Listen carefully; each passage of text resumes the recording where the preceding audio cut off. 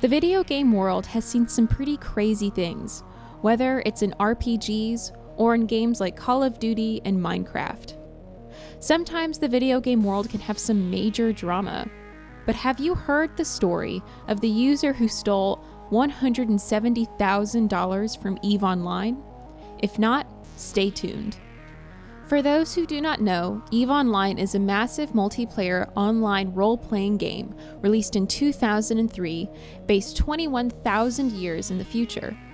The plot of this game is basically that humanity has used all the resources the Earth can provide and miraculously discovers a wormhole that led to what they call New Eden.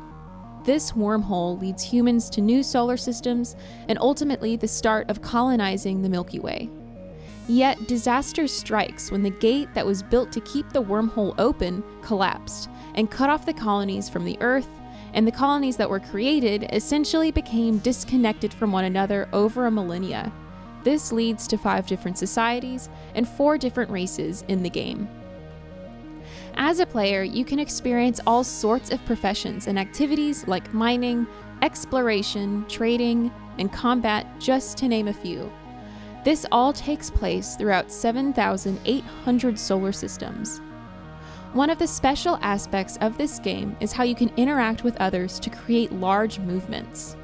To give an idea of what can happen in this game, take the bloodbath of BR5RB.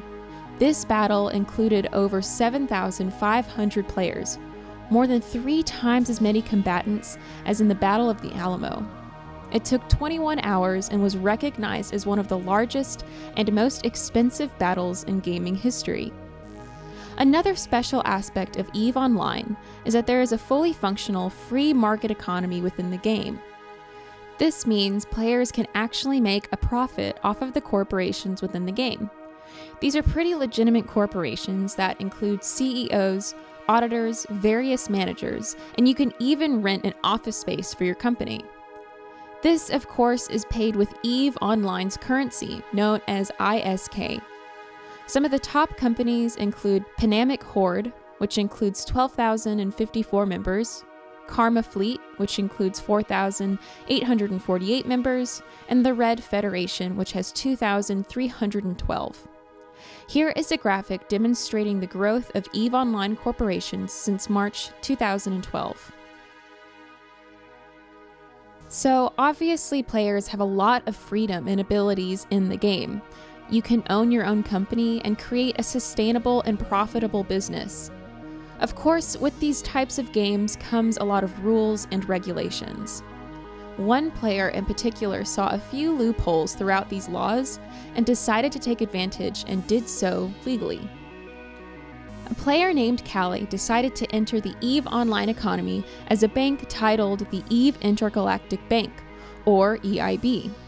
Callie offered loans for corporations and for people who wanted to buy tools. As a typical loan, Callie had interest rates and payment plans. One day, Callie decided to close up shop with a total of 790 billion ISK, which is the equivalent to $170,000. With this money, he supposedly bought a massive warship and ended up putting a rather large bounty on his own head, daring people to come after him. This technically does not go against the user license agreements in EVE Online because he never exchanged the ISK money for real-life currency, so Callie was never banned because of the bank heist. To top off his whole plan, Callie then goes and posts a video and just rags on all the people who invested in his bank and even went after the employees, saying that they failed to stop him and they were just paying for the right to have their money stolen. So what exactly happened to Callie after this heist?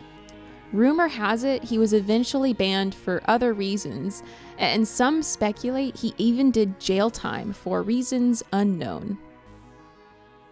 Since this, piracy and theft in banks in EVE Online has become pretty common. Take the player Rick Dick, for example. He was the CEO of eBank and stole about 200 billion ISKs. The difference between Callie and Rick Dick is that Rick Dick actually took the stolen ISKs and exchanged them to a third-party website for 6,100 Australian dollars. It was later found out that he did this to cover his son's medical bills. This ended up with Rick Dick violating the game's user license agreement, and ultimately he was banned. They don't encourage the trading of ISK or any video currency for actual money because this creates and can lead to what people call gold farming. This essentially means players from poorer countries play games in order to sell virtual items to players from wealthier countries. So, why is gold farming bad? This takes advantage of economic inequality and players who actually take the time to earn currency in the game. This can also potentially lead to inflation in the online economy and degrade the overall gaming experience for players who actually play the game the way it was intended. A real-life example of the effects of gold farming would be the crisis in Venezuela. Venezuelans became gold farmers in popular games like RuneScape and actually made more money than salaried workers.